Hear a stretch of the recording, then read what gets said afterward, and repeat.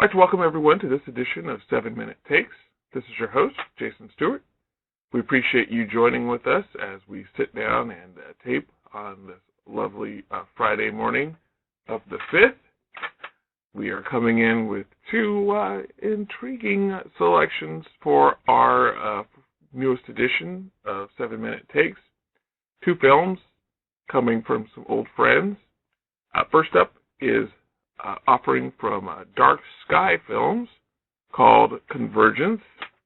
And CONVERGENCE opens in limited release on the 5th and is now available viewer on demand on your streaming service of choice. From the presser, a detective on the trail of a terrorist finds himself in a supernaturally charged trap where all the rules of police work go out the window in director Drew Hall's eerily atmospheric and provocative Convergence. Detective Ben Walls, Clayton Crawford, of Rectify and A Walk to Remember, lives a quiet life with his wife and newborn daughter. But when he's called into action after an explosion at a local women's health clinic, and the explosion that is a work of a terrorist bomber that he's been tracking, while investigating the scene, another shocking event lands Ben himself in the hospital. When he awakens, he is surprisingly uninjured and ready to go back into the field.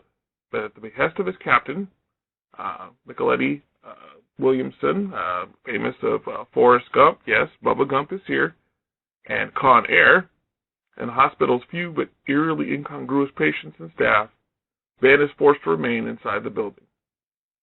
As Ben navigates the hospital's alarmingly empty hallways, he soon finds himself hunted by a self-proclaimed avenging angel, Ethan Embry, from Eagle Eye and Vacancy, who may be the terrorist he's been looking for, and haunted by apparitions whose deadly motives remain a mystery. This, my friends, Convergence gets on very much on my end a 7-minute take. You should check out this film. Convergence is an interesting mixed bag. It's kind of equal parts thriller and equal parts supernatural drama, but it also has a little dash of kind of an inspirational film thrown in. That's not to say it doesn't kind of have its thrills and chills, but it has kind of an interesting overall message to it. It's not quite what it seems, as you can probably tell from a little bit of the reading of the presser.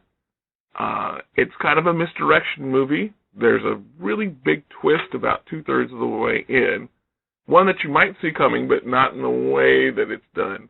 I think long-term horror fans will see some of the normal genre beats. So you'll kind of figure out that you're kind of in a bit of a different setting in the hospital once you start seeing the movie, but I won't give anything about the twist away. But Convergence really is a 7-minute take. You should watch this movie. It is worth 7 minutes of your time. I think it's a thoughtful film. Again, director Drew Hall has done a great job of pulling together what could have really been a bit of an organizational mess into something that really shows a lot of promise. I think you'll be hearing from Drew Hall in the future with other projects. We will be actually airing a sit-down with him in the next edition it takes. But definitely take this film.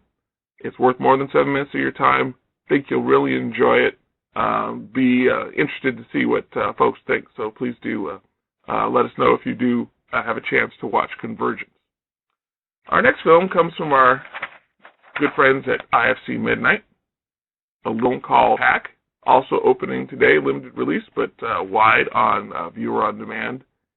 And from the presser, man's best friend becomes his worst nightmare when a horde of bloodthirsty wild dogs descends upon a family's farmhouse. In a remote stretch of the Australian outback, a sheep rancher, Nick Robertson, his veterinarian wife, Anna Lisa Phillips, and their 2 teenage children live in bucolic isolation until a horrifying pack of fang-bearing, 4-legged rabid beasts besiege their home. With no one around to help them, the family must band together to survive or else become canine kibble. Oh, my friends, our good friends at IFC, so much yeoman work over the years promoting good horror films. And again, this is coming to us from our friends down under. It's directed by Nick Robertson. As mentioned about the cast, as far as I could gather, are veterans of the well-known soap opera system of our Aussie brethren. This is a beautifully shot movie. The locations in Southern Australia are awesome to look at. The cast is again a very ruggedly cut together group. Annalisa Phillips and Katie Moore are maybe the most attractive mother-daughter combo I've seen in a film in a couple of years. But for the life of me, and for the love of our great friends at IFC Midnight, whose work has just done so much to help the horror community, this film is just not good. I'm really getting a little mystified with the acquisition unit of IFC. They really are purchasing some really really bad films in the last year or so. The ones that we've covered here on 7-Minute Takes have been kind of middling to poor. This is kind of more on the poor side. There are some, let it be said, the best acting jobs in this film are done by the animals who portray the vicious wolf pack. Well-trained guys. They would make Rin Tin Tin proud with their ability to enact menace in the various thematic situations that they're in. The human cast does what it can, but just to say, this film kind of just lacks any kind of coherence. It starts off with one of those written intro cameo parts where it seems like it's going to say, ripped from the true headlines of some story that actually happened in Southern Australia, but it fails to explain why these wild dogs suddenly just kind of start converging on this family. They act in a way that is not logical for pack animals to act. They act aggressively in situations where they probably would not act so aggressively with humans unless they vastly outnumbered them. They act timidly when it seems that they should be aggressive. They just kind of descend out of the hills and attack these folks, and there isn't any kind of rhyme or reason about why they would behave in such a way. Furthermore, the motivations of the human cast are pretty pretty awful. If you watch the film, not to give away too many spoilers about how the mechanics of the film work, but basically there's a problem with the bullets in the movie. Of course, Dad, being a rugged outdoors Australian type, does have a cartridge load rifle, or excuse me, a bullet loaded, front loaded rifle. But he always seems to be only able to find 2 bullets at a time during the course of the film. No matter where he goes in the house, no matter what he's doing, he can only find 2 bullets at a time.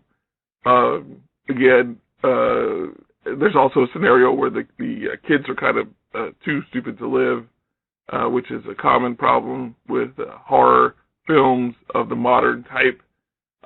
These are the stupidest kids since the first Purge movie. Speaking back to the Ethan Hawke Purge movie. These kids are so dumb. In fact, one of the reasons why Dad can't find the bullets is because Hamish Phillips' character has been hiding the bullets for some reason, just randomly hiding the bullets, and then he never tells Dad until like the very last couple scenes that, oh, Dad, I have bullets. Gee, thanks, son. We've only been fighting for our lives for like 2 hours against bloodthirsty, superhumanly intelligent wolves. Again, the film looks great. Nick Robertson whoever worked on the cinematography on this film do a great job of pulling together some visually stunning images. Australia is a beautiful place. I've been fortunate enough to go down under and see it firsthand. Just all sorts of stunning vistas, but this film is not on the level of much of what's been coming from down under in terms of horror. In fact, Australia is probably kind of peaked over other places in Asia at this point. In terms of churning out interesting horror films, going back about 12 or 13 years, of course, Japan, the Japanese directors and writers were doing really interesting stuff. Then it was Korea. We even we're seeing some interesting stuff come from Thailand and Indonesia, but Australia has kind of really jumped to the front of the pack. No pun intended. Sad to say, this is no Babadook here.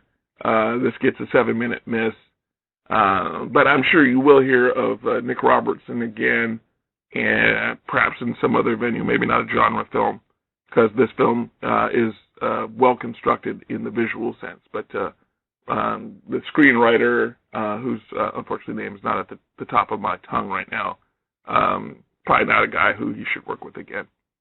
Well, again, I want to thank you for your time. Again, we're always glad that you choose Age of the Nerd as a source for all things pop culture. As I mentioned, we are going to be back next week with an extended look at Convergence, and have some other films coming up that will be hopefully worth 7 minutes of your time. Actually, when we get together, probably in a week or so from today, we'll have some response on our initial thoughts on The Witch, which is coming on the 19th. We will be getting our heads in there. Unfortunately, we won't have any leg up in terms of seeing the premiere, but 7-minute takes will have our take on The Witch, which is probably the most anticipated horror movie of this early first part of 2016. Hope to hear some of your thoughts about the film in the comments below. Check us out on Facebook. Check us out on Twitter. Check out our YouTube feature here. And continue to come to Age of the Nerd for all things pop culture. This is your host again, Jason Stewart. We appreciate your time. Thanks for listening to 7-Minute Takes. And I'll catch you on the flip side.